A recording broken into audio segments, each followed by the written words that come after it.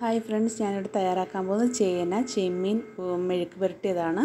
അതിനായി 1/2 കിലോ ചേന ഇതുപോലെ കട്ട് ചെയ്തെടുത്തിട്ടുണ്ട്. ഇനി ഇതിലേക്ക് ആവശ്യമായത് ഒരു 10 ചെറിയ ഉള്ളി, 2-3 വെളുത്തുള്ളി, കറിവേപ്പില, പിന്നെ ഒരു 10-15 ചെമ്മീൻ ചെറുത്. ഇതെല്ലാം ഉള്ളി വെളുത്തുള്ളിയും എല്ലാം ഞാൻ ഇതുപോലെ കട്ട് ചെയ്തെടുത്തിട്ടുണ്ട്. ഇനി നമുക്ക് ചേന മെഴുക്ക് പുരട്ടാനായിട്ട് തുടങ്ങാം. ഇനി ഒരു കറിച്ചട്ടി അടുപ്പിൽ വെച്ചിട്ടുണ്ട്.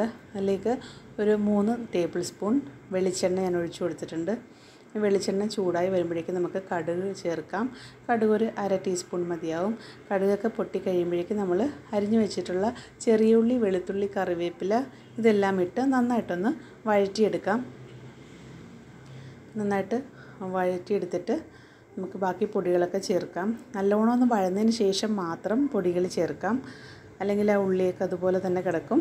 അപ്പോൾ വേഗം വഴന്ന് വരാൻ വേണ്ടിയിട്ട് നമുക്ക് അല്പം ഉപ്പ് ചേർത്ത് കൊടുക്കാം. ഉപ്പൊക്കെ നിങ്ങളുടെ ടേസ്റ്റിനനുസരിച്ചിട്ട് വേണം ചേർക്കാനായിട്ട്. അപ്പോൾ വേഗം തന്നെ ഒന്ന് വഴന്ന് വരും. ഉള്ളിയൊക്കെ ഒന്ന് നന്നായിട്ടൊന്ന് മൊരിഞ്ഞ് വരുമ്പോൾ ഇതിൻ്റെ 1/2 ടീസ്പൂൺ മഞ്ഞൾപ്പൊടി ഇതിലേക്ക് ചേർത്ത് കൊടുത്തു. അതൊന്ന് നന്നായിട്ടൊന്ന് മൊരിഞ്ഞ് വന്നിട്ടുണ്ട്.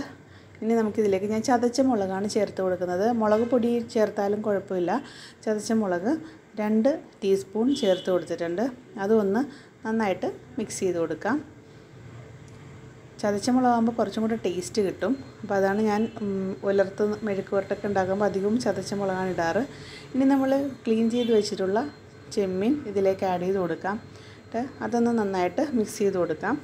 അപ്പോൾ ഈ ചെമ്മീൻ ഒന്ന് വേകാൻ വേണ്ടിയിട്ട് നമുക്ക് ഇതെല്ലാം നന്നായിട്ട് മിക്സ് ചെയ്തതിന് ശേഷം കുറച്ച് വെള്ളം ഇതിലേക്ക് ഒഴിച്ചു കൊടുക്കാം.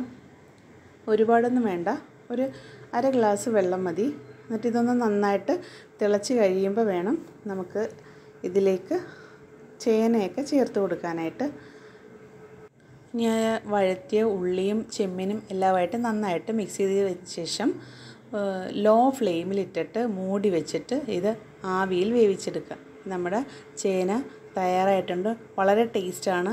അപ്പോൾ എല്ലാവരും ഈ റെസിപ്പി ട്രൈ ചെയ്ത് നോക്കിയതിന് ശേഷം ലൈക്ക് ചെയ്യാനും ഷെയർ ചെയ്യാനും കമൻറ്റ് ചെയ്യാനും സബ്സ്ക്രൈബ് ചെയ്യാനും മറക്കല്ലേ.